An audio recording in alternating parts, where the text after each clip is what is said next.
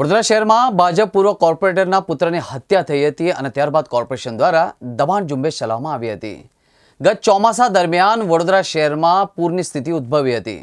ત્યારે પૂર માટે દબાણો પણ જવાબદાર હોવાનું વિધાનસભાના મુખ્ય દંડક અને રાવપુરા વિધાનસભા વિસ્તારના ધારાસભ્ય બાળકૃષ્ણ શુક્લે સ્વીકાર્યું હતું। આજે તેઓએ તળાવની મુલાકાત લઈ અને ત્યારબાદ તેની ઉપર થયેલા દબાણો અંગે રજૂઆત કલેક્ટરને કરી હતી। વડોદરા શહેરમાં છેલ્લા કેટલાય સમયથી દબાણોને લઈને અવારનવાર રજૂઆતો જોવા મળતી હોય છે। ગત ચોમાસામાં જ શહેરમાં ત્રણ વાર પૂરની સ્થિતિ ઉદ્ભવી હતી, ત્યારે હવે વિધાનસભાના મુખ્ય દંડક અને રાવપુરા વિધાનસભા વિસ્તારના ધારાસભ્ય બાળકૃષ્ણ શુક્લ મેદાને આવ્યા હતા।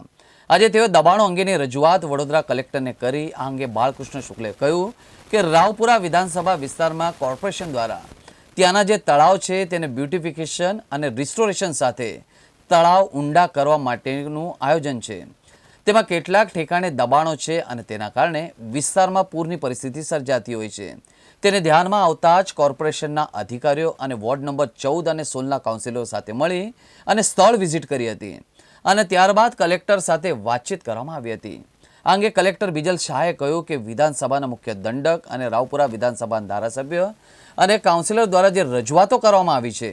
તેને ધ્યાનમાં લેતા વડોદરા મહાનગરપાલિકાના હદ વિસ્તારમાં કેટલાક તળાવ જેવા કે રાજા રાણી તળાવ,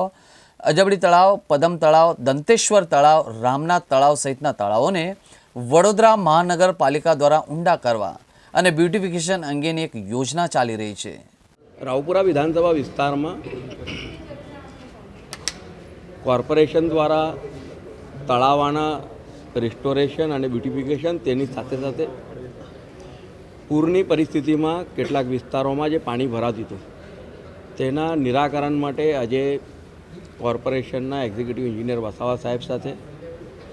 વોર્ડ નંબર 14 અને વોર્ડ નંબર 16ના કાઉન્સિલર મિત્રો સાથે એક સાઇટ વિઝિટ હતી। કોર્પોરેશનના સંબંધિત ડોક્યુમેન્ટ જોયા બાદ એક વસ્તુ જે ધ્યાનમાં આવી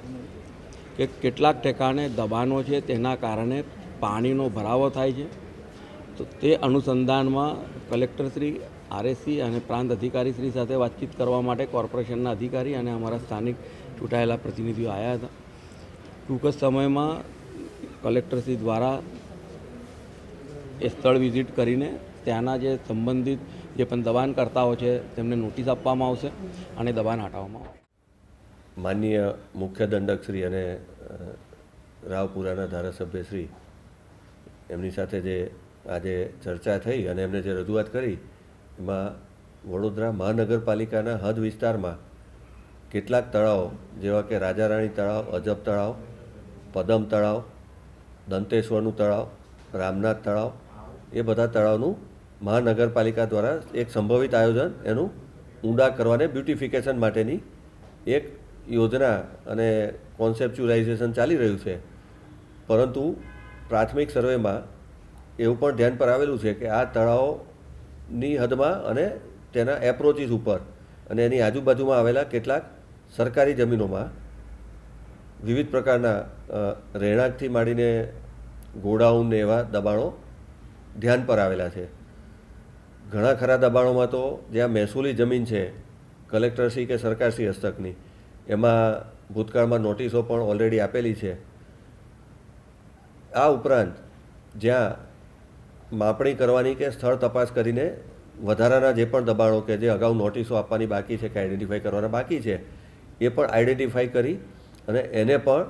જે કાયદાની જે પ્રક્રિયા નોટિસ વગેરેની હોય તે કરીને એને હટાવવાનું આયોજન હાથ ધરવામાં આવશે।